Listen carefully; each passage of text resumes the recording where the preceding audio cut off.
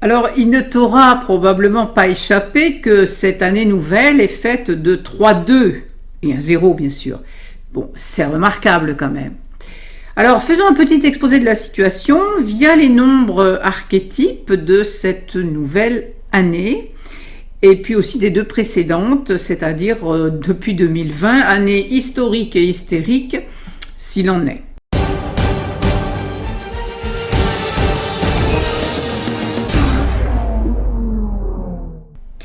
Je suis Elisandre, je pratique le coaching narratif dans le miroir des contes.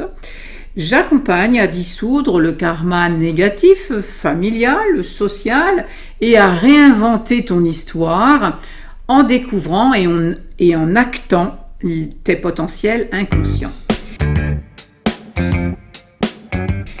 Dans la vidéo précédente, j'ai abordé le concept de ce que Jung a appelé l'unus mundus, le monde 1. C'est un concept surréel, ne pas confondre avec irréel bien sûr, que le prosaïsme de notre présent aliène. Il s'agit d'un plan de réalité unitaire, potentiel par rapport à notre monde empirique, qui en est quand même la manifestation, l'expression bien sûr. De ce plan, tout arrive et tout y retourne. L'unus mundus est donc transcendantal à l'expérience et consubstantiel à l'âme. Parce que c'est en quelque sorte l'âme du monde. Et il y a l'Autrichienne Marie-Louise von Franz, qui était la principale collaboratrice de Carl Gustav Jung, qui a fait ressortir que l'idée de l'unus mundus, eh bien, c'est une variation en fait du concept d'inconscient collectif, un vocable que tu appréhendes peut-être mieux. En tout état de cause, l'âme du monde, c'est une réalité vivante, vivifiante même. C'est la partie transpersonnelle de la psyché inconsciente. L'unus mundus a des rythmes comme l'océan a des vagues. Et ces rythmes, ils sont symbolisés par les nombres, qui sont donc des archétypes gouvernant à la fois l'esprit et la matière, qui à aucun moment ne sont séparés d'ailleurs, sauf dans nos illusions humaines. Commençons par le zéro. Eh bien, le zéro est le symbole même de l'unus mundus, représentant à la fois le néant et la totalité, la conscience de l'unité du monde, une conscience lumineuse que j'ai éprouvée et dont je peux témoigner ici qu'elle ne comporte ni espace, ni temps, ni causalité. Probablement ce que les religions appellent Dieu, le mot Dieu étant un anagramme de vide. En tout cas, selon Jung, l'unus mundus serait la source du renouveau de l'être. Et c'est bien ainsi d'ailleurs que je l'ai éprouvé à travers une véritable renaissance. Voilà. Et j'insiste d'ailleurs sur le mot éprouver, car éprouver, c'est avoir la preuve. Et cette preuve est aussi une épreuve pour le petit moi, appelé alors à se renouveler, à se transformer au contact de cette source. Et bon, ça crée des épreuves par la résistance du petit moi.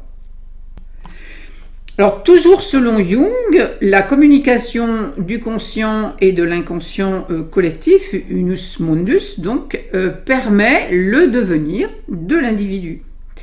Les contes merveilleux sont également d'ailleurs des archétypes permettant l'accès à l'unus mundus pour une régénération de l'être et une structuration d'une histoire, donc du temps. Depuis 2020, nous n'avons affaire qu'à 3 nombres, le 0, le 1 et le 2, et par addition bien sûr au 4, au 5 et au 6 dans cette année 2022.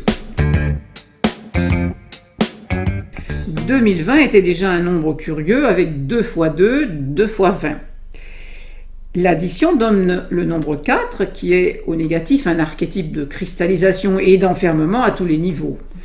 C'est ce qu'on a vu d'ailleurs, enfermement concret, mais aussi dans les certitudes, les croyances, les idéologies, etc. Rien dans la nature animée n'est carré, comme le 4, aucune plante, aucun animal. Seul le minéral peut avoir des angles, mais le minéral à l'échelle humaine de temps est figé, semble figé. Nous avons donc dû expérimenter cet enfermement en 2020, chacun avec son niveau de conscience, mais un enfermement qui pour certains a été vécu bien sûr comme un véritable enfer. Et je ne parle même pas de tous ces gens qui ont trépassé, enfermés dans les hôpitaux, dans les EHPAD et puis dans les cercueils. Bon, mais le 4 est aussi le nombre de la construction, au positif on va dire. En 4, on intègre son contraire. Donc avec les deux de 2020, on a été obligé de se confronter au conflit, à la compromission, au doute, à la peur de l'autre, bah oui parce que 2 c'est 1 plus 1, et même à la peur de sa propre part inconsciente. Une évolution contrainte en somme.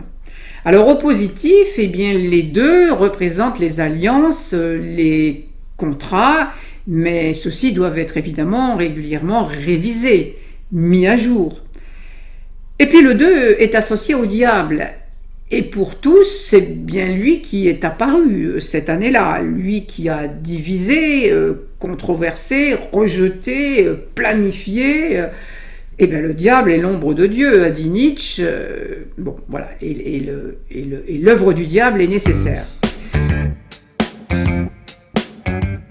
Une fois qu'on a ouvert la conscience à l'intégration de l'ombre en 4, sur le plan psychologique ou au nom de sa vision sur le plan de l'action, alors émerge le 5, 2021, dont la somme est 5. Voilà, 2021 est arrivé, on espérait un nouveau départ, le monde d'après, comme on disait, mais on a vite déchanté, car le mal il est profond, et le changement doit être radical, c'est-à-dire à la racine.